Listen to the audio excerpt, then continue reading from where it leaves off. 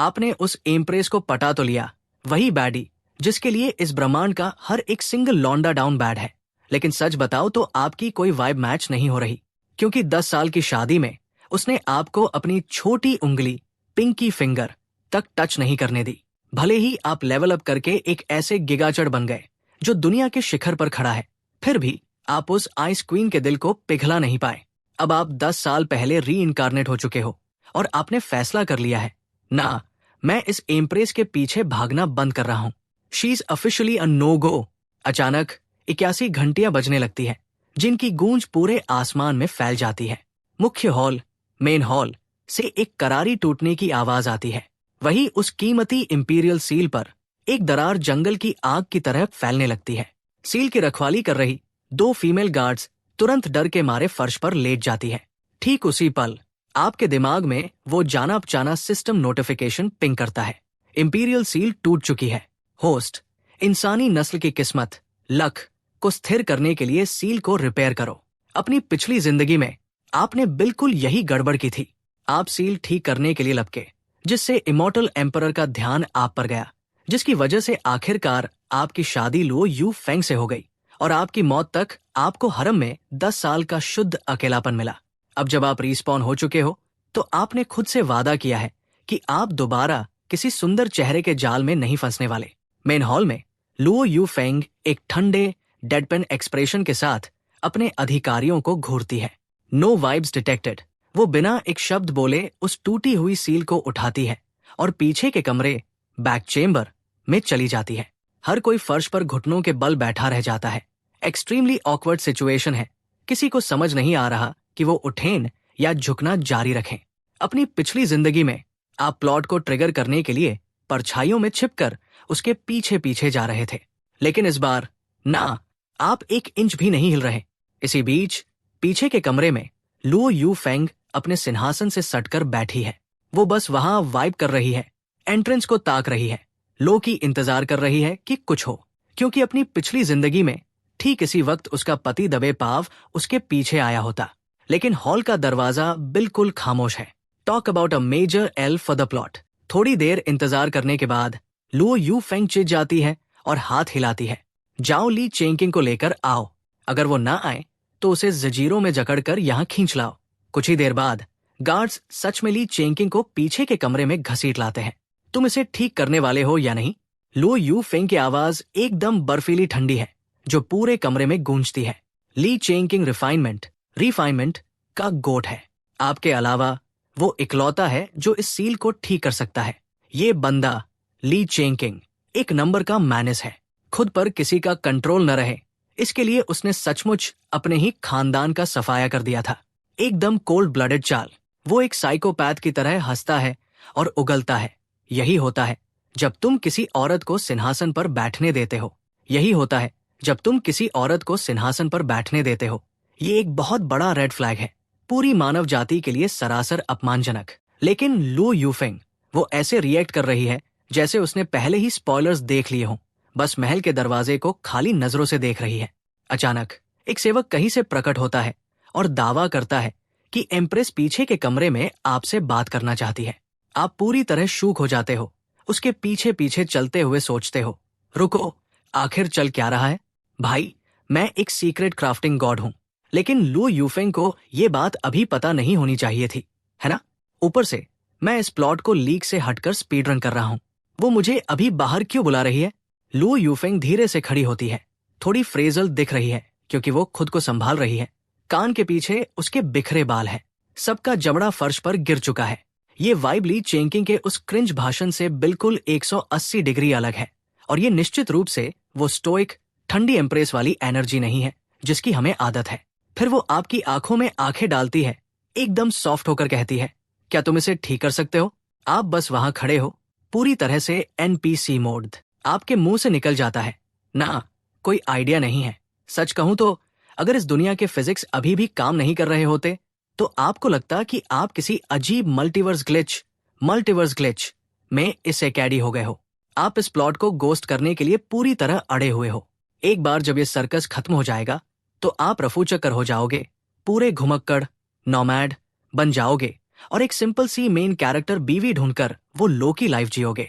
आप अपनी बात खत्म करते हो, तुरंत खिसकने, डिप करने के लिए तैयार, एक निंजा की तरह अपने आसपास का जायजा लेते हुए। लुओ यूफेंग सीधे अपने दिमाग में ही खोई हुई है। जब वो गहरी सोच में होती है तो आप कहते हो, अगर और कुछ नहीं है तो मैं चलता हूं। इससे पहले कि आप अपनी बात पूरी कर पाते, वो आपकी बात बीच में ही काट देती है, एकदम डेड सीरियस होकर। मुझे पता है तुम कर सकते हो। पूरा कमरा सचमुच अपना आपा खो रहा है। उनकी नजरों में आप सिर्फ एम्प्रेस के पर्सनल पार्टी एनिमल हो। आपको कब से गियर क्राफ्ट करना आ गया? आप बस वहां खड़े हो, कंफ्यूज एज हेल। इसी बीच ली चेंकिंग का दिमाग पूरी तरह सटक चुका है। एलएमएओ, ये वो एम्प्रेस है जिसे तुम लोगों ने चुना था? गंभीरता से, पतन आधिकारिक तौर पर शुरू हो चुका है। लड़कों, इस कचरा क्वीन, ट्रैश क्वीन को देखो। ये वास्तव में इतनी डेस्परेट है कि किसी बेरोजगार लूजर, जॉबलेस लूजर से शाही कलाकृतियों, इंपीरियल आर्टिफैक्ट्स को ठीक करने के लिए कह रही है। Your cooked. ली चेंकिंग के इस अनहिंज मोनोलॉग को सुनकर, उस पूरे जोकर की बकवास सुनकर आप आधिकारिक तौर पर स्पीचलेस हो चुके हो। भाई पागल हो गया है। Brother is moving mad. लू यू फेंग के बारे में जो बकवास करनी है करो, पर मुझे इस ड्रामे में क्यों घसीट रहे हो? ब्रो, बाकी सब लोग आपको ऐसे देख रहे हैं जैसे आप कोई बहुत बड़े जोकर हो, लेकिन लू यूफेंग को उनकी कोई परवाह नहीं है। उसकी आंखें आपकी आंखों पर टिकी है, फिर वो आगे झुकती है, अपना चेहरा ठीक आपकी आंखों के लेवल पर लाती है। हम 4 इंच से भी कम दूरी की बात कर रहे हैं। 0 पर्सनल स्पेस। गाइस, आप सचमुच हिल जाते हो, और फिर अचानक उसका हाथ आपके सिर के ऊपर पहुंचता है। वो धीरे से आपके गाल को छूती है और फुसफुसाती है, क्यों ना हम बस एक कोशिश करके देखें? वो कहती है कि उसे आप पर भरोसा है। आप पूरी तरह सुन्न, फ्रोजन सॉलिड हो जाते हो, एक पल के लिए भी हिलने में असमर्थ। ल्यू यूफेंग को इस रूप में देखना आपको पूरी तरह से डाउन बैड बना देता है। वो इसे फिर से दोहराती है, वो कोमल आवाज एकदम अलग फील देती है। हिट्स डिफरेंट, मुझे तुम पर भरोसा है। भाई मैलफंक्शन कर रहा है, सचमुच हिल नहीं पा रहा। ल्यू यूफेंग का ये रूप आपको पूरी तरह स्पाइरल कर रहा है। सच में आपका दिमाग आधिकारिक तौर पर चैट छोड़कर जा चुका है। Left the chat. मतलब अभी असल में चल क्या रहा है? पहली बार उसकी आंखों में देखो तो उनमें वो पुरानी ठंडक नहीं है, कोई मैं तुमसे बेहतर हूं वाली एनर्जी नहीं है। इसके बजाय वे चमक रही है, आपके दिल के साथ कुछ ऐसा कर रही है जिसके लिए आप तैयार नहीं थे। आप अब पूरी तरह से ग्लेज कर रहे हो। उसे कभी इस तरह नहीं देखा। ल्यू यूफेंग इतनी सॉफ्ट हो रही है, और मंत्री, यहां तक कि ली चेंकिंग भी शुद्ध अविश्वास में देख रहे हैं। आप टेंशन को कम करने का फैसला करते हो। मुझे तो ये भी पक्का नहीं है कि एम्प्रेस का दिमाग घूम गया है, बगिंग, लेकिन उन्हें ये आइडिया कहां से आया कि मुझे गियर बनाना आता है? इस रोमांटिक सेटअप के बीच आप उन्हें अब तक का सबसे I am just not built for this वाला जवाब दे मारते हो। ल्यू यूफेंग ने उम्मीद नहीं की थी कि आप इतने नासमझ, डेंस होंगे, और वो कंफ्यूज्ड है कि आप इस जिंदगी में इतनी सावधानी से क्यों चल रहे हो, जैसे क्या सच में कुछ गड़बड़ है? इसी बीच ली चेंकिंग फर्श पर किसी विलेन की तरह लोट कर हंस रहा है। सब देखो, उस महान सम्राट को देखो जिसका तुम समर्थन कर रहे हो। वो पूरी तरह से एक एनपीसी है जो इस तरह के रद्दी स्तर, ट्रैश टियर के लीडर से मानवता को बचाने की उम्मीद कर रही है। हंसते रहो लोगों, किंग जिंग की सेना जल्द ही आने वाली है, और तुम में से कोई भी बचकर नहीं निकलने वाला। ली चेंकिंग की इस बकवास ने पूरे कमरे में सन्नाटा पसरा दिया। हर कोई एक ही बात सोच रहा है, ल्यू यूफेंग को क्या हुआ है? क्या उसने बस 2 सेकंड में अपनी पूरी पर्सनालिटी बदल ली? वो खुद को समझाने की जहमत तक नहीं उठाती। जब आप दूसरी बार अपनी स्किल्स के बारे में झूठ बोलते हो, कैप करते हो, अगर तुम मदद कर सकते हो तो बहुत बढ़िया, वो एक डब्ल्यू होगा, लेकिन अगर नहीं तो कोई तनाव नहीं। मैंने अपनी पिछली जिंदगी में तुम्हें वैसे ही काफी कैरी किया है। अब इस जिंदगी में अपनी खुद की ग्राइंड शुरू करने का समय आ गया है। उसने आपकी तरफ बिना किसी कड़वाहट, सॉल्टनेस के देखा, बस अपने होठों को एक हल्की मुस्कान में समेट लिया। उसने अपना हाथ उठाया और आपको हैरान करते हुए आपके गाल पर एक छोटा सा पिंच किया और बम फोड़ दिया। कोई बात नहीं, मैंने बस गलियारों से सुना था कि तुम आर्टिफैक्ट क्राफ्टिंग में लोकी एकदम क्रैक्ड हो, है ना? डर लग रहा है क्या? जाओ अपनी सीट पर बैठो और थोड़ी देर चिल करो। लुओ टियानफेंग ने ये वाक्य पूरा किया और सिंहासन की तरफ बढ़ गई। जिस सेकंड वो खड़ी हुई, वो ठंडी मेन कैरेक्टर एनर्जी, जिसे हम सब अच्छी तरह जानते हैं, तुरंत पूरे हॉल में फैल गई। कमरे में हर किसी की रीढ़ में सिहरन दौड़ गई, जबकि आप बस वही जमे हुए खड़े रहे, अपने उस गाल को पकड़े हुए जिसे उसने सचमुच अभी पिंच किया था। आप बस उसकी पीठ को घूर रहे हो, पूरी तरह से ब्रेन रॉटेड और हैरान। रुको, क्या उसने अभी अभी मुझ पर स्पीड ब्लिट्स मार दिया? इसी बीच ली चेंकिंग अभी भी बकवास किए जा रहा है, सबसे जहरीली बातें उगल रहा है। तुम आस्तीन के सांप हो। तुम जैसे घटिया इंसान की वजह से मानव जाति पूरी तरह से कुक्त होने वाली है। जितने भी बुरे कर्म तुमने सालों से जमा किए हैं, तुम्हें उन सब का भुगतान करना पड़ेगा। इंपीरियल सील टूट चुकी है। ये देश के लिए एक बहुत बड़ा एल है। तुम खत्म हो चुके हो। तुम बिल्कुल फ्रॉड हो। लेकिन इससे पहले कि ली चेंकिंग अपना मोनोलॉग पूरा कर पाता, आप अभी भी लुओ टियानफेंग की पीठ को देखकर मंत्रमुग्ध, मेस्मराइज्ड हो। महारानी, मुझे अभी अभी याद आया, वास्तव में मैं ये कर सकता हूँ। मैं मदद करने के लिए तैयार डाउन हूँ। ये सिर्फ कोई अचानक रात के 3 बजे का रैंडम इम्पल्सिव फैसला नहीं था, बल्कि सोच समझ कर आपको एहसास हुआ कि केवल आपकी ही स्किल सेट इस सिचुएशन को संभाल क्लच सकती है। अगर आप आगे नहीं आते तो ये पूरी जगह सचमुच वैसी ही कुक्त होने वाली है जैसी ली चेंकिंग ने कही थी। और ईमानदारी से कहूं तो ये एक बहुत बड़ा सिरदर्द लग रहा है। लुओ टियानफेंग के साथ आपकी एकमात्र शिकायत बीफ ये थी कि शादी होने के बाद चीजें कैसे खराब हुई। अब पीछे मुड़कर देखने पर आपको एहसास होता है कि आप बस ड्रामे के चक्कर में अंधे हो गए थे। मेरा मतलब है, असल में उसकी क्या वाइब है? लुओ टियानफेंग का क्या सीन है? भले ही उसने आज ही आधिकारिक तौर पर सिंहासन संभाला है, लेकिन आपको याद रखना होगा कि वो काफी समय से शो चला रही है। जैसे कि जब से आप 10 साल पहले पहली बार शंघाई कॉन्टिनेंट में इससे कैडी हुए थे।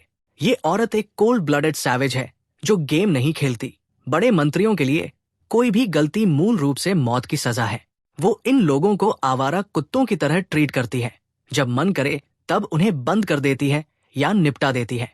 ऐसी वाइब के साथ आप भला एक शांतिपूर्ण घरेलू जीवन, चिल होम लाइफ की उम्मीद कैसे कर सकते हैं? कोई चांस ही नहीं है कि इससे हैप्पीली एवर आफ्टर वाली फैमिली डायनामिक बनेगी। इसके अलावा हमें लुओ टियानफेंग के स्टेटस के बारे में भी बात करनी होगी। उससे शादी करना ना ब्रो, मूल रूप से आप ही उसके कबीले में ब्याह कर जा रहे हो। एक बार जब आपको एहसास होता है कि चीजें सूज संदिग्ध हैं और आप खिसकने डिप करने की कोशिश करते हो, तो पहले ही गेम ओवर हो चुका होता है। Your cooked. वो सचमुच बहुत ज्यादा क्रैक्ड कमाल की है। अभी बाकी प्रजातियां जैसे दानव, डीमंस और जंगली जानवर बीस्ट्स, उन सभी के पास कमान संभालने के लिए असली ग्रेट एम्परर्स हैं। इस बीच मानव जाति के पास एकमात्र स्यूडो एम्परर के रूप में केवल लू टियानफेंग है।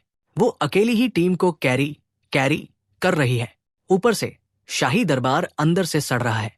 आपके पास ये दिमाग से पैदल ब्रेन डेड मंत्री है जो पंथों, सेक्स के साथ मिले हुए हैं, कुछ भी काम नहीं कर रहे, बस राजनीति खेलने और भ्रष्टाचार को स्पीडरन करने में व्यस्त है। इससे सिर्फ आम लोग ही नहीं भुगत रहे हैं, पूरा कल्टिवेशन वर्ल्ड बिल्कुल तबाह हो चुका है। लू टियानफेंग सफाई करने के लिए लोहे के हाथ आयरन फिस्ट के साथ आई, और सच कहें तो वो एक पूरी गिगाचड़ है, खासकर इसलिए क्योंकि वो एक महिला है और इंसानों के इतिहास में पहले कभी कोई महिला सम्राट नहीं रही है। तो जाहिर है हारने वाले नफरत करने वालों, एल टेकिंग हेटर्स का एक झुंड उसके अधिकार का सम्मान करने से इनकार करता है। ली चंगजिंग उस फ्रॉड का सबसे बड़ा उदाहरण है। आप अच्छी तरह जानते हैं कि जब उसने पहली बार सिंहासन संभाला था तो चीजें कितनी हिंसक थी।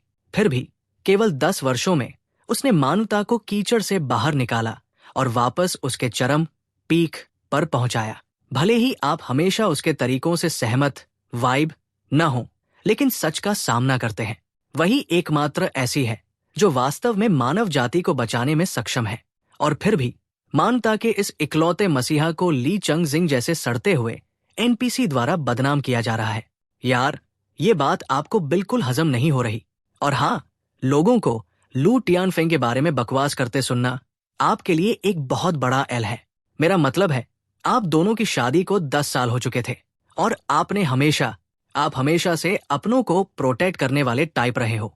इस टॉक्सिक किस्मत वाले कनेक्शन को देखो तो इसकी शुरुआत कुछ दिनों बाद तब हुई थी जब इमॉर्टल एम्परर ने पीछे से अपनी चालें चली थी। अपनी पिछली लाइफ में ठीक इसी समय आप इमॉर्टल एम्परर के प्रेशर में आकर फोल्ड हो गए थे और शादी के लिए हाँ कर दी थी। लेकिन इस बार ना, सीधे उसे एक हार्ड नो सुनाओ और आगे बढ़ो। पिछला रन सिर्फ इसलिए बर्बाद हुआ क्योंकि आप उसके लुक्स पर डाउन बैड थे। उस समय तो लू टियानफेंग खुद भी ये नहीं चाहती थी, लेकिन चूंकि आपने हाँ कह दिया था, इसलिए उस बूढ़े इमॉर्टल एम्परर ने गाड़ी फुल स्पीड में दौड़ा दी। इस बार मैं भी मना कर रहा हूं और वो भी मना कर रही है, तो अगर हमारी शादी ही नहीं होगी तो वो सारा ड्रामा भी नहीं होगा। Easy clap. भाई के इस अचानक यस ने कमरे के हर बंदे को बिल्कुल एक एनपीसी बना दिया। लैक टियानफेंग ने पूरा 180 डिग्री का यूटर्न ले लिया। उसकी वो आइस क्वीन वाली वाइब और सचमुच हवा हो गई। वो अपनी खुशी, हाइप छुपा नहीं पाई और आपकी तरफ मुड़कर बोली, वेट, सच में? भले ही लैक टियानफेंग भी आपकी तरह एक रिग्रेस है और भले ही वो खुद इंपीरियल सील को ठीक नहीं कर सकती थी, पर अकेले दम पर मोर्चा तो संभाल ही सकती थी। लेकिन उस तरह से करना एक बहुत बड़ा एल होता और जरूरत से ज्यादा सिरदर्द, स्ट्रेस का काम होता।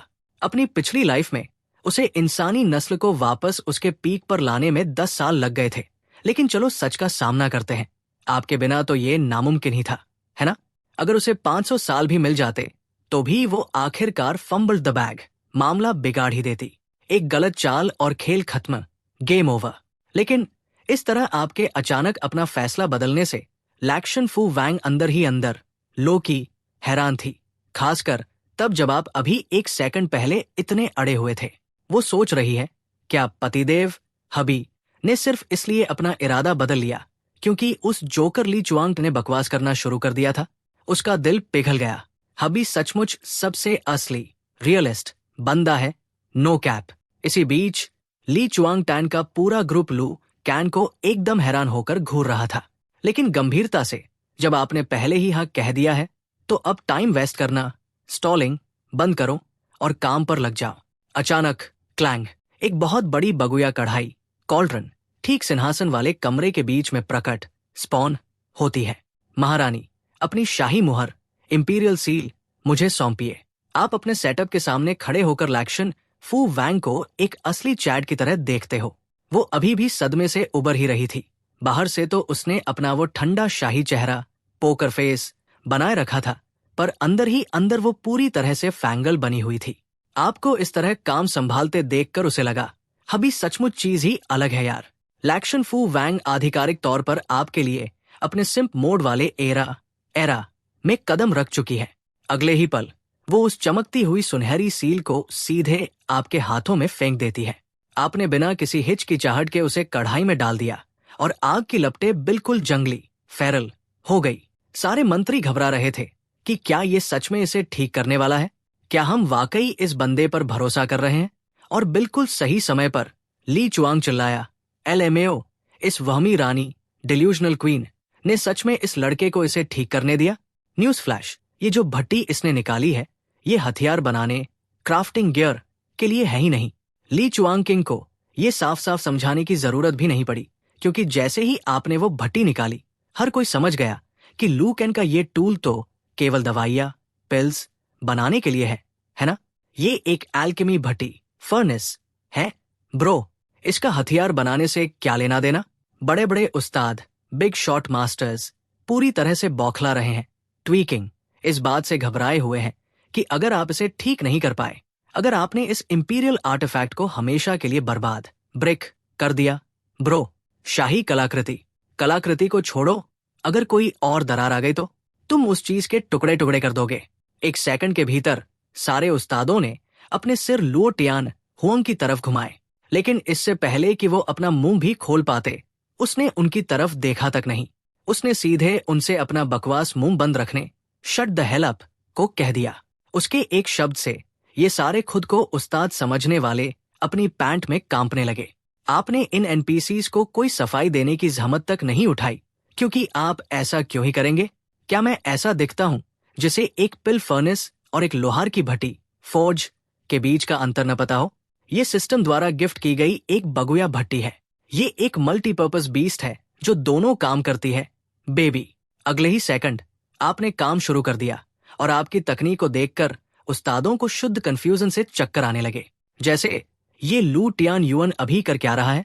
आप सचमुच उस शाही कलाकृति को लेकर सिर के बल भट्टी के अंदर घुस गए, जबकि आपका निचला आधा हिस्सा बाहर लटक रहा था और आप पूरी दुनिया के सामने अपने विशाल हिप्स, जाइंट केक्स मटका रहे थे। मतलब, ये कैसा डांस स्टेप कोरियोग्राफी है? तुम इसे क्राफ्टिंग कहते हो?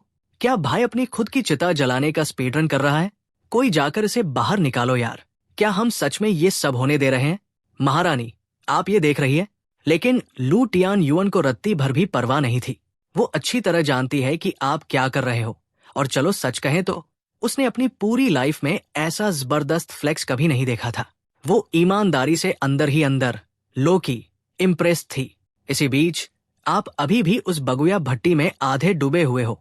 बाहर बैठी इस फालतू की भीड़, पीनट गैलरी को कोई सफाई देने की रत्ती भर भी परवाह नहीं कर रहे, ये अच्छी तरह जानते हुए कि लू टियान युअन बाद में इसके बारे में वैसे भी पूछने वाली है। बिल्कुल आपकी पिछली जिंदगी की तरह। जब भी हम आपके इस यूनिक क्राफ्टिंग स्टाइल की बात करते हैं, तो आपको पता है कि पर्दे के पीछे असली एमवीपी तो आपका सिस्टम ही है।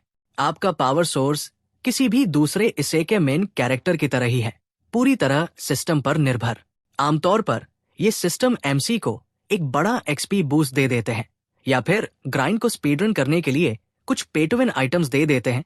पर आपका सिस्टम ना, आपका सिस्टम बिल्कुल अलग मिट्टी का बना, बिल्ट डिफरेंट है।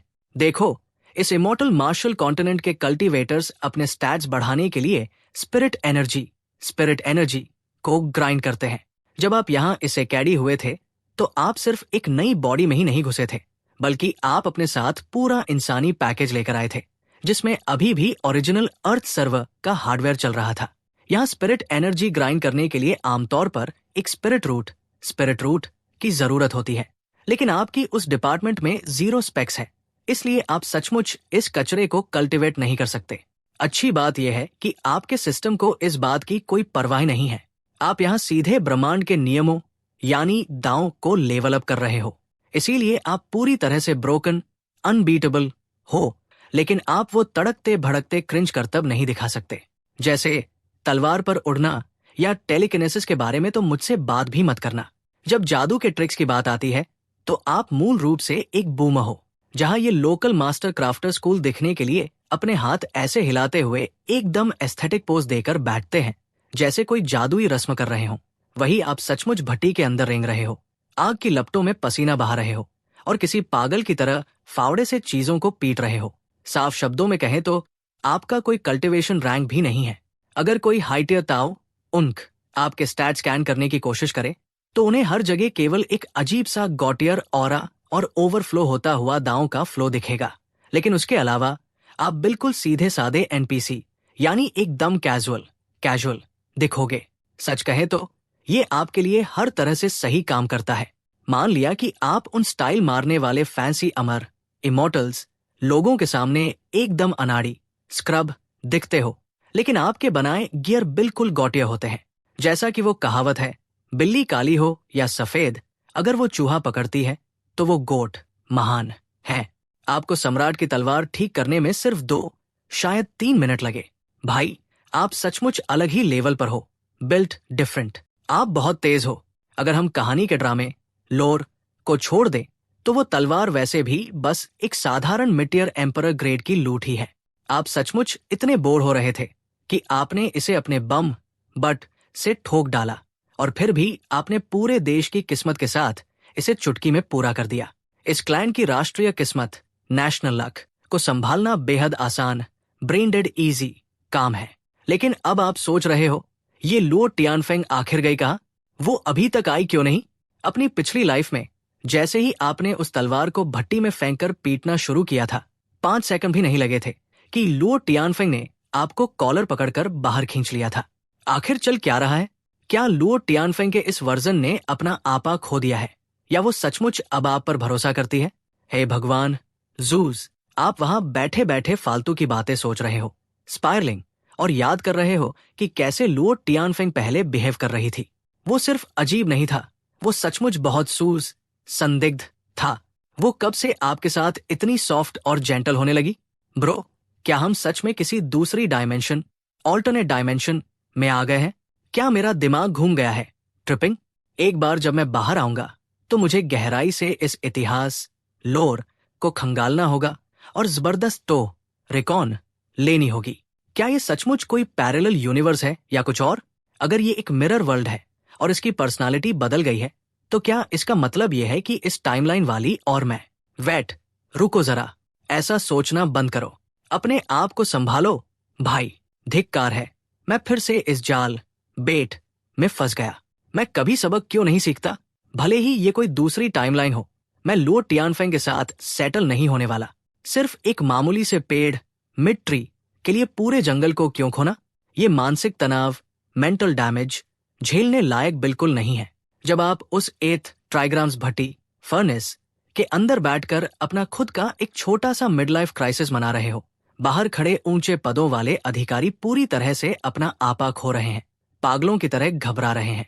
भट्टी के अंदर से ठोक नटने की आवाज आखिरकार बंद हो गई, लेकिन आप अभी भी बाहर नहीं आ रहे हो। ऊपर से हर किसी ने महसूस किया कि महारानी का ऑरा अचानक से डगमगाया और फिर बूम, वो पूरी तरह गायब हो गया। असल में चल क्या रहा है? क्या ऐसा हो सकता है कि लू टियान ने गलती से महारानी को निपटा दिया, क्लैप्ड, और अब वो बाहर आकर सिचुएशन का सामना करने से डर रहा है? कैबिनेट के मुखिया ली झंग से आखिरकार और सहा नहीं गया और उन्होंने एक गहरी सांस ली। महारानी, आपको सचमुच इतनी लापरवाही नहीं बरतनी चाहिए थी। आपको कम से कम पहले स्वर्गीय सम्राट से सलाह लेनी चाहिए थी। अगर लू टियान ने सचमुच महारानी को नुकसान पहुंचाया है तो क्या ये हर किसी के लिए सीधे सीधे गेम ओवर नहीं है? ली चंग शेंग आखिरकार वास्तविकता में वापस आया और पागलों की तरह हंसने लगा, लेकिन उसकी दो हंसी भी ठीक से बाहर नहीं आई थी कि एक क्वासी एम्परर के जबरदस्त दबाव ने उसे सीधे फर्श पर पटक दिया। वो हिल तक नहीं पा रहा था और उसके नीचे की पत्थर की टाइलें सचमुच भारी ग्रेविटी की वजह से चटक रही थी। अभी भी बहुत हंसी आ रही है, क्यों? तुम बिल्कुल एक नंबर के जोकर हो। जरा अपना दिमाग लगाओ और महसूस करो कि महारानी अभी भी यहाँ है या नहीं। लू टियानफेंग ने बस थोड़ा सा अपना सिर घुमाया और उस दर्द से करहाते हुए दयनीय ली चंगशेंग की तरफ एक बर्फीली ठंडी नजर डाली और इस सदी की सबसे खतरनाक लाइन मार दी। जैसे ही उसने बोलना बंद किया, आपकी भट्टी से महारानी के ऑरा की एक बहुत बड़ी लहर बाहर निकली। जिस पल अधिकारियों ने उस एनर्जी को महसूस किया, उनके चेहरे ऐसे खिल उठे जैसे उनकी बम्पर लॉटरी जैकपॉट लग गई हो। लू टियान ने सच में कर दिया। लू टियान ने वास्तव में इसे पूरा कर लिया। भाई ने सच में कमाल कर दिया। नो शॉट, मेरा तो दिमाग ही हिल गया है यार। वो एक एम्परर टियर आर्टिफैक्ट है, जैसे बिल्कुल टॉप टियर लेजेंड रैंक का गियर। पूरी इंसानी नस्ल के पास केवल एक ही मास्टर लोहार था, ली चंगशेंग, और अब ये अचानक से लू टियान कहां से अटपका? ये बंदा आखिर कहां से स्पॉन हुआ? क्या ये सिर्फ एक साधारण एनपीसी नहीं था जो हर समय बस अमर महारानी इमॉर्टल एम्प्रेस के साथ चिल और पार्टियां कर रहा होता था? ली चंगशेंग पूरी तरह से डाउन बैड हो चुका था, मुंह के बल फर्श पर गिरा हुआ था और भट्टी को ऐसे देख रहा था जैसे उसने कोई भूत देख लिया हो। वो बुदबुदाया, ये भला कैसे मुमकिन है?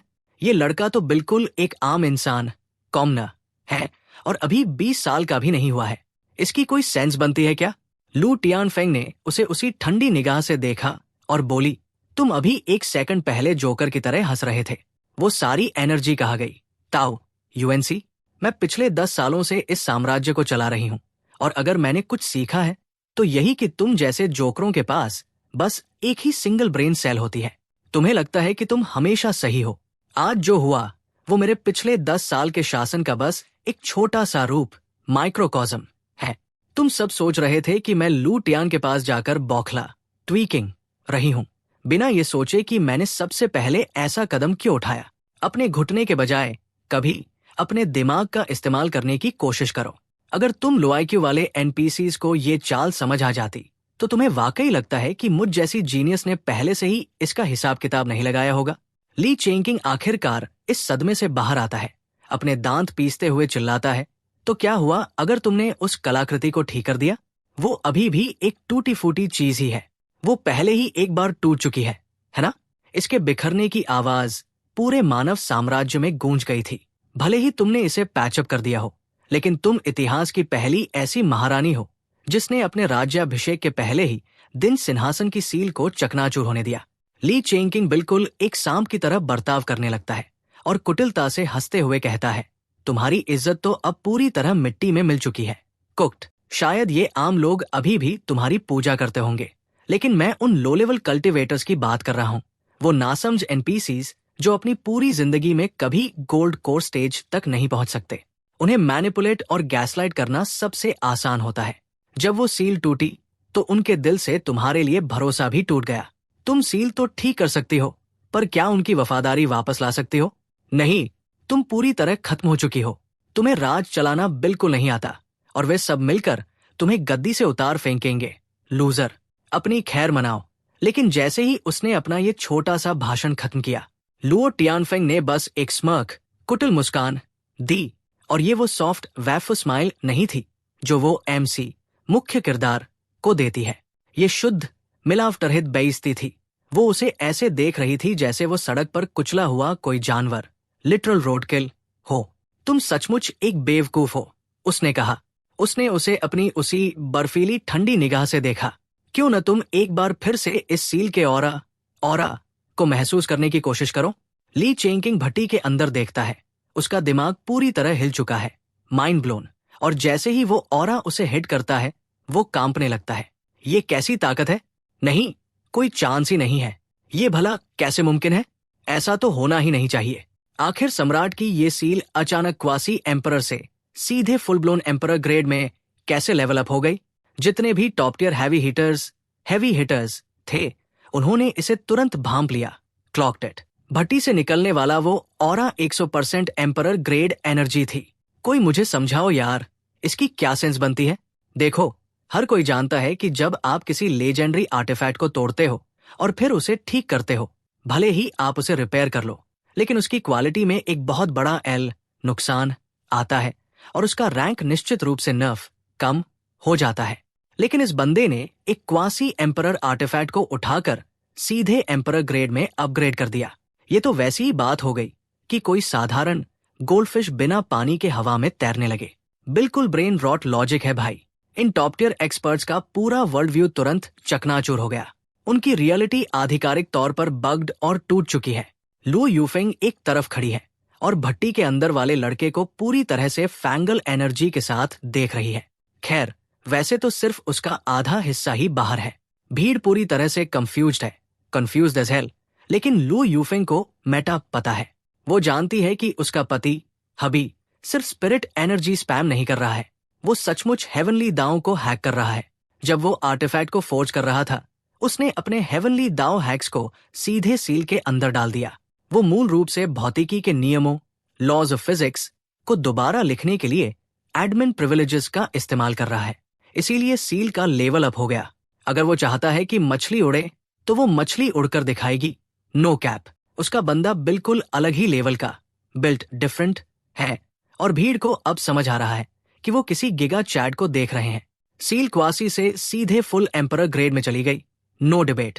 लियू वायु फेंग अपने कपड़ों को मक्खन की तरह स्मूथ करके ठीक करती है, फिर घूमती है और एक बॉस की तरह उस बड़े से सिंहासन पर विराजमान हो जाती है। नीचे खड़े ली चोंगकिंग को, जो वहां एक कंफ्यूज एनपीसी की तरह खड़ा है, अपनी पत्थर जैसी ठंडी निगाहों से देखते हुए वो बम फोड़ती है। इंसानियत के पास पिछले 30,000 सालों से कोई सम्राट नहीं रहा है। बस यही वाइब सेट करने के लिए सिर्फ एक सेंटेंस काफी है। और इन मंझे हुए वेटेंटियर पॉलिटिकल शार्क्स ने तुरंत अपने रिएक्शंस को स्पीड रन करना शुरू कर दिया। ली जोंग ने तुरंत लियू वायु फेंग के सामने झुककर जोर से कहा, सील का क्वासी से एम्परर ग्रेड में अपग्रेड होना स्वर्ग से मिला एक दैवीय संकेत है। एक नया मानव सम्राट प्रकट होने वाला है, जो मानवता को वापस उसके सुनहरे युग, गोल्डन एरा में ले जाएगा। उसके बगल में खड़े प्रधानमंत्री ने भी तुरंत बहती गंगा में हाथ धो लिया। Hopped on the bandwagon. पुरानी सील वैसे भी औसत ही थी। ये नई सील कोई अपशकुन नहीं है। ये एक बहुत बड़ा जीत है। इसका मतलब है कि मानवता आखिरकार अपनी पुरानी बेड़ियों को तोड़ रही है। जब चापलूसी, ग्लेजिंग करने की बात आती है, तो इन राजनेताओं से बेहतर कोई नहीं कर सकता, जो हजारों सालों से इस खेल में है। गंभीरता से, ये लोग गैसलाइटिंग और हाइपमैन एनर्जी के फाइनल बॉस है। जब से सबको एहसास हुआ है कि इस इंपीरियल सील को वो एम्परर टियर वाला ग्लो अप मिल चुका है, उनके दिमाग ने गुणा भाग, डूइंग द मैथ, करना शुरू कर दिया है। अब आप कह सकते हो कि ल्यू वायु फेंग का राज्याभिषेक कोरोनेशन सिर्फ ठीक ठाक नहीं है, बल्कि ये तो एक नंबर की वाइब है। इतिहास के हर दूसरे सम्राट की तुलना में ये आधिकारिक तौर पर अब तक का सबसे महान गोटिया राज्याभिषेक है। हर कोई इसके लिए एकदम हाइप्ड है। ये सदियों में देखी गई सबसे असली लिजिट सेरेमनी है। अब भला अपशकुन के बारे में कौन बकवास करेगा या उसकी वैधता लेजिटिमेसी पर सवाल उठाएगा? वो नैरेटिव आधिकारिक रूप से खत्म डेड हो चुका है। और ली चोंग किंग जैसे हेटर्स, वो जोकर तो हमेशा उसे बदनाम करने के लिए अपनी रहस्यमयी भविष्यवाणियों का दिखावा करते थे, है ना? लेकिन अब उन्हें देखो, किसकी हिम्मत है जो अपना मुंह खोले? ब्रो, तुम्हें समझना होगा, मानव जाति के पास पिछले 30,000 सालों से कोई एम्परर टियर गिगा चैड नहीं रहा है। दानव, डीमन रेस, राक्षस, मॉन्स्टर रेस और जितने भी बाकी विरोधी ओपीएस हैं, उन सब के पास अपने अपने एम्परर लेवल के मॉन्स्टर्स हैं। असली खतरा वही है। पिछले 30,000 सालों से हमारे बॉर्डर्स को बाकी सब मिलकर कुक कर रहे थे, जबकि इंसान यहाँ आपस में ही एनपीसीज की तरह लड़ रहे थे। रैंक्स में सिर्फ तबाही और हर तरफ लगातार मिलने वाले एल्स नुकसान। लेकिन अब अचानक से एक नया एम्परर प्रकट होता है, एक परफेक्ट फ्लॉलेस सम्राट। ईमानदारी से वो बिल्कुल अलग ही लेवल की, बिल्ट डिफरेंट है। सारे सितारे सही जगह आ चुके हैं, वाइब्स एकदम कड़क है। लुओ वायु फेंग असल में वो मेन कैरेक्टर है जिसे ब्रह्मांड ने हमें आगे ले जाने, कैरी करने के लिए चुना है। इसी बीच आप अभी भी उस एल्केमी भट्टी में आधे फंसे हुए सोच में डूबे स्पायरलिंग हो। लुओ वायु फेंग ने मुझे अभी तक बाहर क्यों नहीं खींचा? वो मुझसे ये क्यों नहीं पूछ रही कि मैं इसके अंदर कर क्या रहा हूं? मैंने पूरी स्पीच तैयार करके रखी थी। वो मुझे अपनी सफाई देकर कुक करने का मौका क्यों नहीं दे रही? ये बात लो की सूज संदिग्ध है। अगर वो पूछेगी ही नहीं तो मैं इस सिचुएशन को संभालूंगा। फिनेसी, कैसे? आप भट्टी के अंदर अधीर हो रहे हो, शायद खुद ही बाहर निकल जाना चाहिए। आप इस बारे में सोचते हो, बाहर कूदने का फैसला करते हो और हाथों में इंपीरियल सी लिए सीधे लुओ वायु फेंग की तरफ बढ़ते हो। आप पूरे सम्मान का नाटक करते हुए इसे दोनों हाथों से आगे बढ़ाते हो। महारानी, मैंने इंपीरियल सील को ठीक कर दिया है। लुओ वायु फेंग सिंहासन पर बैठी आपकी तरफ देख रही है और उसका ठंडा दिल इस वक्त सचमुच पिघल रहा है। सोच कर देखो तो अपनी पिछली लाइफ में उसने कभी आपको ढंग से देखने का समय ही नहीं निकाला था। अब इस लाइफ में आपको देखकर उसे याद भी नहीं आ रहा कि आप तब कैसे दिखते थे। उसे बस ऐसा लग रहा है कि इस बार आप पहले से थोड़े ज्यादा फ्रेश और जवान, फ्रेशर एंड यंगर दिख रहे हो। लेकिन ईमानदारी से कहें तो वो आपकी हर अदा पर दिल हार रही है। Catching feelings. वो सोच रही है कि उसकी पिछली लाइफ में उसे क्या बीमारी थी। ऐसा बंदा 10 साल तक उसके साथ था और उसने ध्यान तक नहीं दिया। ये तो एकदम टॉप टियर जोकरपंती क्लाउन बिहेवियर है। वो पूरी तरह से डाउन बैड थी और उसे खुद भी नहीं पता था। लुओ वायु फेंग को एम्परर की सील सौंपो ब्रो। वो अब वापस उसके हाथों में है। आपको हल्की सी घबराहट, लो की स्वेटिंग हो रही है। आप इंतजार कर रहे हो कि कब लुओ वायु फेंग पूछेगी कि आपने उस चीज को कैसे ठीक किया। आपने अपने 500 आईक्यू वाले मूव को समझाने के लिए पूरी स्क्रिप्ट भी तैयार कर रखी है। लेकिन यहां आता है कहानी में प्लॉट ट्विस्ट। सील लेने के बाद लुओ वायु फेंग आपको बस एक बेहद सॉफ्ट फरिश्ते जैसी मुस्कान, एंजेलिक स्माइल देती है। वो मुस्कान पल भर में माउंट चांगशान के ग्लेशियर्स को पिघला दे। तुम बहुत थके हुए लग रहे हो, है ना? जाओ, जाकर बैठो और अपनी सांसें दुरुस्त करो। Catch your breath. उसकी आवाज एकदम अलग फील दे रही है, हिटिंग डिफरेंट। उसमें वो ठंडी आई एम द बॉस वाली एनर्जी भी है, लेकिन वो इतनी मीठी है जैसे कोई लिटरल सायरन सॉन्ग हो। आराम? सीरियसली ब्रो, मैं तो यहाँ लूट ड्रॉप का इंतजार कर रहा हूँ। उसका गियर बचाने के बदले मेरा इनाम कहाँ है? ये तो बिल्कुल वैसी वाइब दे रहा है। इट्स गिविंग जैसे पति 9 to 5 की नौकरी करके घर वापस आया हो और पत्नी बड़े प्यार से पेश आ रही हो। वेट पत्नी? अरे रुको जरा, मेरा दिमाग ऐसा क्यों सोच रहा है? बंद करो ये सब। लुओ वायु फेंग के विजुअल्स सचमुच बहुत ज्यादा ओपी, ओवरपावर्ड हैं यार। मेरा दिमाग सचमुच ग्लिच कर रहा है। मैं उसके चक्कर में लगभग अपना मानसिक संतुलन खोने वाला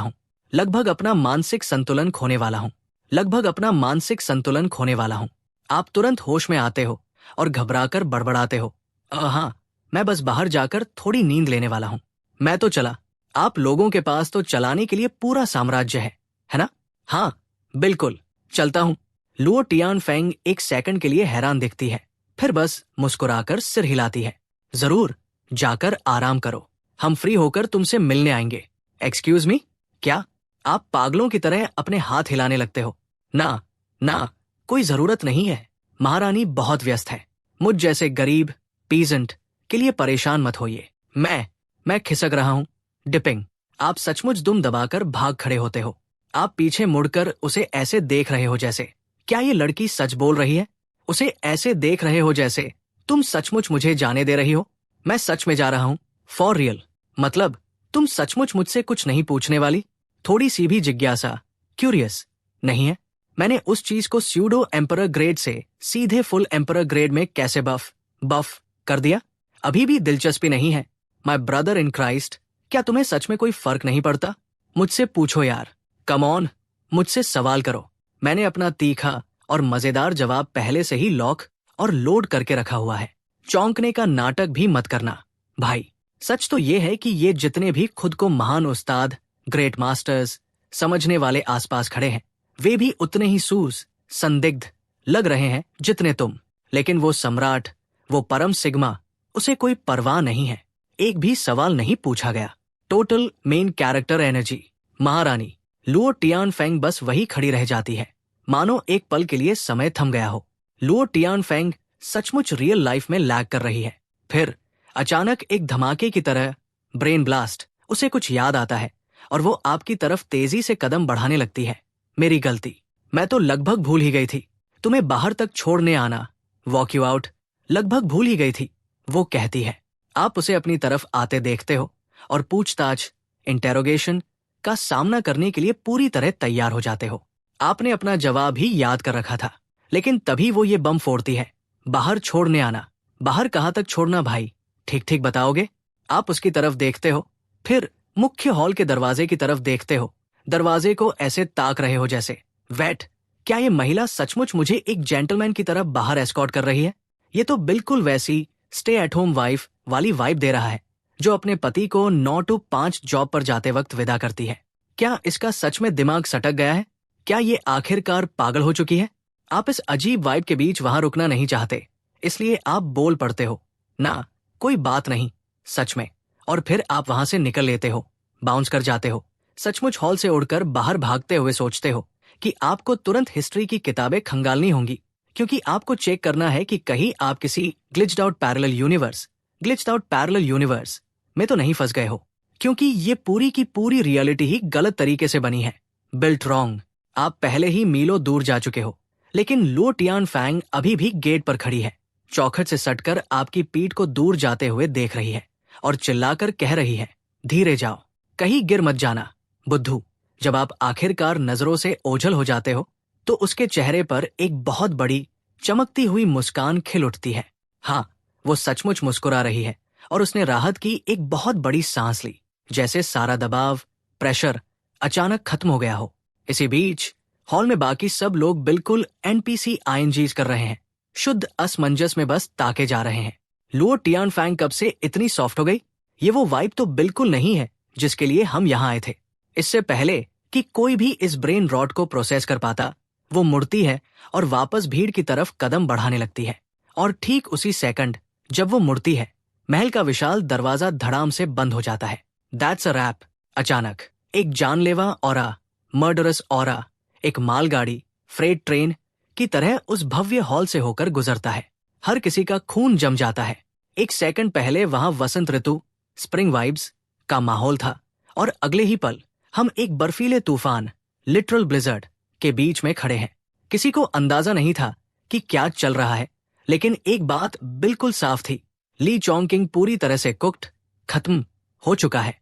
लुओ वायु एफआई से पंगा लेने की गलती कोई नहीं कर सकता। महारानी मूल रूप से एक चलती फिरती मौत की सजा, वॉकिंग एक्सिक्यूशनर है।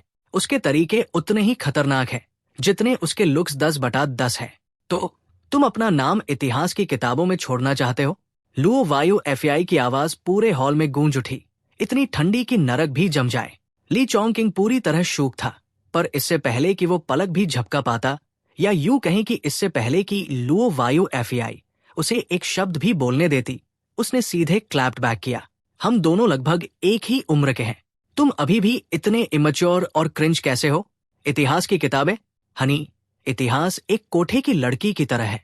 कोई भी इसे जैसे चाहे वैसे मैनिपुलेट कर सकता है। उसका एक एक शब्द एक घूंसे की तरह लग रहा था, जो फर्श पर उसकी हील्स की गूंजती हुई खट खट खट, क्लैक क्लैक क्लैक की आवाज के साथ परफेक्टली सिंक हो रहा था। हर कदम सचमुच ली चोंगकिंग की आत्मा पर तमाचा मार रहा था। वो आखिरकार वापस अपने सिंहासन पर बैठी, नीचे उसकी तरफ देखा और बम फोड़ दिया। ली चोंगकिंग, तुम ही वो बंदे हो जिसने इंपीरियल सील को तोड़ा है। जैसे ही वो बोली, उसका मुख्य चमचा लीड लैकी ली जोंग रोस्ट को पूरा करने के लिए बीच में कूद पड़ा। इस फ्रॉड ली चोंगकिंग ने दुश्मनों ओपीएस के साथ टीम अप किया था। उसने कल राज्याभिषेक से ठीक पहले इंपीरियल सील को तोड़ दिया था। किस्मत से महारानी की वाइब, ऑरा बिल्कुल अलग ही लेवल की, बिल्ड डिफरेंट है, और देश की एनर्जी ने मूल रूप से सील को ऑटो रिपेयर कर दिया। अब सील का लेवल अप हो रहा है और हम इस जोकर का नाम जेल के सबसे गहरे गड्ढे में लिखने जा रहे हैं, इतिहास की किताबों में दर्ज करने जा रहे हैं, ताकि हर कोई हमेशा के लिए उसकी विरासत पर थूके। लू यूफे ने अपना सिर थोड़ा झुकाया, सदमे में बैठे ट्रॉमेटाइज्ड ली चोंगकिंग को देखा और मुंह बिगाड़कर बोली, अब खुश हो? ली चोंगकिंग ने अपने मन में एक ऐसी चीख मारी जिसने शायद उसके अहंकार, ईगो के टुकड़े टुकड़े कर दिए। जिसके बाद उसने एकदम जहरीली बकवास, टॉक्सिक ट्रैश टॉक शुरू कर दी, ऐसी गंदी गालियां जो आपने कभी नहीं सुनी होंगी। लेकिन लू यूफे ने पहले ही पूरे हॉल को लॉकडाउन कर दिया था। हाँ, उसने उस कमरे को किसी प्रो की तरह साउंड प्रूफ कर दिया था। एक भी आवाज बाहर नहीं जा पा रही थी। अब ग्रेट हॉल के अंदर सब बिल्कुल खामोश थे, एकदम सन्नाटा। ऐसा सन्नाटा जहां सुई गिरने की आवाज भी सुनाई दे जाए। कोई एक शब्द भी नहीं बोल रहा था, क्योंकि कोई भी मिसाल बनकर कुटवाना, क्लैप्ड होना नहीं चाहता था। वाइब्स सीधे सीधे एकदम टॉक्सिक थी, पर हर किसी का दिमाग ओवरटाइम काम कर रहा था। कुछ लोग अंदर ही अंदर लोकी हाइप थे, कुछ बौखला ट्वीकिंग रहे थे, और बाकी सिर्फ ड्रामे के मजे लेने आए थे। हर किसी का अपना अलग एजेंडा था। नो कैप, अचानक ठीक दोपहर के समय हॉल से एक बहुत बड़ा लाइट शो फूट पड़ता है। ये पागलों की तरह चमक रहा है। हर किसी का जबड़ा फर्श पर गिर चुका है और वे ऊपर देख रहे हैं। वो सम्राट की मुहर, एम्परर सील है, सचमुच एक गॉटियर आर्टिफैक्ट। रात होती है और भूमिगत महल, अंडरग्राउंड पैलेस, अंदर और बाहर दोनों तरफ से जगमगा उठता है। ये मूल रूप से एक त्योहार का माहौल है। एनपीसीज, मेरा मतलब है वहां के स्थानीय किसान, लोकल पीजेंट्स, अपने सबसे बेहतरीन कपड़ों, बेस्ट फिट्स में सड़कों पर दौड़ रहे हैं, खबर को ऐसे फैला रहे हैं जैसे कोई ग्रुप चैट वायरल हो गई हो। हर किसी के पास वो मेन कैरेक्टर एनर्जी है। सब हाइप और उम्मीद से भरे हुए हैं। आज की रात निश्चित रूप से बिना सोने वाली होने वाली है। आप भूमिगत महल में अपने आंगन, कोर्टयार्ड में चिल कर रहे हो, दिए की रोशनी में कुछ किताबें खंगाल रहे हो, ग्राइंडिंग थ्रू बुक्स। आपकी मेज पर दुनिया की हर मुमकिन किताब का ढेर लगा है। आपके पास इतनी किताबें हैं कि वो सचमुच फर्श पर बिखर रही है। Nerd alert, but make it aesthetic. आप आखिरी इतिहास का स्क्रॉल खत्म करते हो, अपनी कुर्सी पर पीछे की तरफ झुकते हो और बड़बड़ाते हो, ना, कुछ गड़बड़ है। ये पक्का कोई पैरेलल यूनिवर्स नहीं है। और इस लुओ टाइनहुआ का क्या चक्कर है? आप इसे समझने की पूरी कोशिश में जुटे हो। आज सुबह के उस पूरे एम्परर सील वाले हादसे के बाद से आप इतिहास की किताबों को ऐसे स्पीड रीड कर रहे हो जैसे आपकी जान इसी पर टिकी हो। पूरे दिन की जांच पड़ताल के बाद फैसला आ चुका है। ये कोई पैरेलल यूनिवर्स नहीं है, जो कि बहुत ज्यादा संदिग्ध है। आप पूरी तरह से भ्रमित, लॉस्ट इन द सॉस हो चुके हो, दिमाग का दही हो चुका है, और तभी आपका पेट किसी ड्रैगन की तरह दहाड़ने लगता है। उन कल्टीवेटर्स के उलट जो बिना खाए पिए सालों गुजार सकते हैं।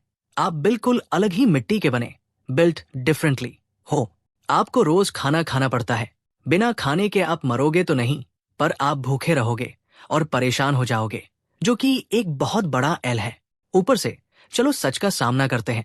जीने का असली मकसद ही अच्छा खाना और चिल करना, ईट गुड एंड वाइब है ना? आप ज्यादा सोचना बंद करते हैं, उठते हैं, बाउंस करते हैं और पीछे सब्जी के बगीचे, वेजिटेबल पैच की तरफ चल देते हैं। ताकि कुछ खाने को मिल सके। Priorities bro. वहां ब्लिस हॉल में, जहां पूर्व मानव सम्राट आराम फरमाते हैं, लुओ एक्सायुयान एक्साइटमेंट में पूरी तरह से अपना आपा खो चुका है। मैंने तुम सबसे कहा था ना कि वो लड़का बिल्कुल अलग लेवल का, बिल्ट डिफरेंट है। जिस सेकंड मैंने उसे देखा था, मुझे पता था कि वो एक जी असली हीरा बनने वाला है। अब उसे देखो। तुम लोग मेरा मजाक उड़ा रहे थे क्योंकि मैं उसके साथ चिल करता था और खाता था, पर अब कौन हंस रहा है बताओ? लुओ एक्सायुयान, ये सफेद बालों वाला ताऊ यूएनसी, जो चमकीले सुनहरे कपड़ों गोल्डन फिट में है, अपनी लाठी को चारों तरफ घुमा रहा है और ऐसे नाटक कर रहा है जैसे वही असली मेन कैरेक्टर हो। उसके और लुओ टियान हुआंग के अलावा वो जगह पूरी तरह खाली है। लुओ टियान हुआंग उसे इस तरह पागलों की तरह हरकते करते हुए गीकिंग आउट देखती है और बस अपना सिर हिलाती है। वो इस ड्रामे से पूरी तरह ऊब चुकी है। वो अपनी चाय का ढक्कन उठाती है और बिना किसी परवाह के अनबोदर्ड चाय की पत्तियों को हटाने लगती है। ये सचमुच अजीब है कि भाई इस वक्त कितना ज्यादा हाइप है। उसका चेहरा बिल्कुल लाल हो चुका है। लेकिन बस 2 साल रुक जाओ, लैक टू वियन पूरी तरह से कुक्ड होने वाला है। लुओ टियान हुआंग को कोई फर्क नहीं पड़ रहा है। 0 वाइब्स गिवन। लैक टू वियन समाज के लिए एक प्रमाणित खतरा, सर्टिफाइड मैनेस है। मतलब भाई एक चलता फिरता एल फैक्ट्री है। मैं सच कह रहा हूं, ये बंदा एक नंबर का फ्रॉड है जो अपने कल्टीवेशन के अड़ंगे बॉटलनेक को भी पार नहीं कर पा रहा है। वो कीचड़ में फंसा हुआ है। हर किसी को पहले से ही पता था कि इसका फ्लॉप शो होने वाला है। इसके अलावा उनका रिश्ता एकदम जहरीला, टॉक्सिक है। वे आपस में बिल्कुल भी वाइब नहीं कर रहे हैं। टियान हुआंग उसकी तरफ देख भी नहीं सकती। वो उसके इस साधारण मिड बर्ताव से सचमुच नफरत करती है। उसकी आंखों में उसका बाप मूल रूप से एक कामचोर डेडबीट है। इस बंदे ने अपनी पूरी जिंदगी में केवल 2 ही काम किए हैं। एक तो मजबूरी में उसे सिंहासन सौंप दिया और दूसरा किसी अजीब फैन फिक्शन राइटर की तरह उसे जबरन लुओ कैन के साथ सेट करने, फोर्स शिप करने की कोशिश की। ईमानदारी से कहें तो शाही घरानों में पारिवारिक रिश्ते रेगिस्तान से भी ज्यादा सूखे होते हैं। और चूंकि टियान हुआंग लगभग 10,000 सालों से जिंदा है, उसने सब कुछ देखा है। हर एक दर्दनाक मौत, हर एक दुखद विदाई। अगर आप भगवान जैसी अमरता, गॉटियर इमोर्टैलिटी तक नहीं पहुंच रहे हैं, तो आप बस एक और एनपीसी है जो कब्र में जाने के लिए ही बने हैं। Simple biology bro. ये ड्रामा उसके दिल को छू भी नहीं पा रहा है। वो बिल्कुल अलग ही मिट्टी की बनी, बिल्ट डिफरेंट है। उसने केवल अपनी पिछली लाइफ में कभी कभार देर रात वाली मेन कैरेक्टर वाइब्स महसूस की थी, जब एक कल्टीवेटर के तौर पर उसे अकेलापन लगता था। उसके अलावा बस एकदम पथरीली खामोशी। अपनी पिछली लाइफ में वो कुक लैक टू डियन के पास कभी खुद नहीं गई थी। उसने तब उसे इग्नोर, गोस्ट कर दिया था और बात करने के लिए बस एक जूनियर को भेज दिया था। लेकिन आज वो खुद वहां पहुंच गई। हाँ, वो वास्तव में खुद वहां आई है। वो पक्का कोई प्लान बना रही है। लैक टू वियन, जो अभी तक हवा में उड़ रहा था, आखिरकार हकीकत में वापस आने लगा। थियन फोंग को वहां बैठकर एक क्वीन की तरह चाय की चुस्कियां लेते देखकर वो थोड़ा अजीब महसूस करने लगा। वियर्ड आउट हो गया। वो जानता है कि उसकी बेटी उसे एक नंबर का लूजर, एल टेकर समझती है और आमतौर पर वो उसे इग्नोर करती है या पूरी तरह से गोस्ट कर देती है या फिर खबर देने के लिए किसी रैंडम साइड कैरेक्टर को भेज देती है। लेकिन इस बार उसने खुद आकर उसे दर्शन दिए हैं। उसका यहाँ होना सचमुच संदिग्ध, सस्पिशियस है। इसके बावजूद लैक टू वियन थोड़ा इमोशन हो रहा है। भाई अपनी बेटी के अप्रूवल के लिए डाउन बैड है। उसके कई सारे बच्चे हैं, लेकिन जैसे ही उसने थियन फोंग को मुकुट सौंपा, बाकी के सारे बच्चे सीधे दुश्मन LOPS बन गए और जो नहीं बने उन्हें देश के किसी सुदूर कोने में देश निकाला दे दिया गया। ये पूरी तरह से उनका अपना स्किल इशू था। इस समय बस लैक टू वियन और लैक टियन फोंग वहां अकेले चिल कर रहे हैं। देखो, भले ही आप पुराने दिनों में कितने भी बड़े गिगा चैट रहे हो या आपका स्टेटस कुछ भी रहा हो, जब आप एक खास उम्र में पहुंचते हैं तो आप बस थोड़ा सा सुकून भरा पारिवारिक समय, होलसम फैमिली टाइम चाहते हैं। पर ये एक बहुत बड़ा एल है, क्योंकि उसके स्टेटस के साथ वो साधारण सी खुशी जो आम परिवारों को मिलती है, एक ऐसा ऐशो आराम है जिसे लैक टू वियन कभी अफोर्ड नहीं कर सकता। लैक टियन फोंग को देखते हुए लैक टू वियन के दिमाग में अचानक एक विचार आता है। वो जल्दी से अपनी सीट पर बैठता है, हैरान होकर कहता है, फोंग नहीं, मेरी बच्ची, तुम्हें इस लू के नाम के लड़के के बारे में क्या लगता है? लैक तुयन अब लुए की तारीफों के पुल बांधने, ग्लेजिंग करने लगता है, उसकी सारी जीतों WS की लिस्ट गिनाने लगता है, लेकिन वो इसे इतना ज्यादा खींच देता है कि वो सचमुच चिढ़ने लगती है। क्या तुम्हारा हो गया? मुझे ये जानने की जरूरत नहीं है कि मेरा अपना बंदा कितना कमाल का है। तुम बस बकवास यापिंग किए जा रहे हो। सीधे मुद्दे पर आओ। लैक तुयन फुंग अपना चेहरा बिल्कुल गंभीर पोकर फेस बनाए रखती है, लेकिन अंदर ही अंदर उसका दिमाग काम करना बंद कर रहा है। वो अपने बंदे का रूटीन अच्छी तरह जानती है। डिनर, 1 घंटे का चिल और फिर सीधे बिस्तर पर। घड़ी को देखते हुए उसके पास सिर्फ 15 मिनट बचे हैं, इससे पहले कि वो सोने चला जाए। हिट्स दहें, अगर उसका बाप बकवास करने का ये मैराथन जारी रखता है तो जब तक वो खत्म करेगा उसका पति गहरी नींद में सो चुका होगा, आउट कोल्ड होगा। क्या वो शादी की बात करने के लिए उसे आधी रात को बिस्तर से खींचकर बाहर लाएगी? कोई चांस ही नहीं है। सीधे मुद्दे पर आओ यार, वरना हम कल सुबह तक यही बैठे रह जाएंगे। लैक तुयेन को आखिरकार महसूस होता है कि माहौल बदल रहा है, और वो भी किसी अच्छे तरीके से नहीं। उसकी बेटी का चेहरा अभी भी शांत और गंभीर है, लेकिन जो एनर्जी उससे निकल रही है उसे लैक तुयेन साफ महसूस कर सकता है, और वो बिल्कुल भी शांत नहीं है। वो सचमुच घोर अधीरता और मुझसे बात मत करना वाली वाइब से भरी हुई है। वेट, क्या वो अचानक इस तरह रिएक्ट, ट्वीकिंग क्यों कर रही है? क्या वो अभी 1 सेकंड पहले लुए की बात सुनकर अंदर ही अंदर तैयार नहीं दिख रही थी? वो अचानक ऐसा बर्ताव क्यों कर रही है जैसे उसने उसका मूड ही खराब कर दिया हो? लैक तुयेन की आवाज धीरे धीरे धीमी होने लगती है।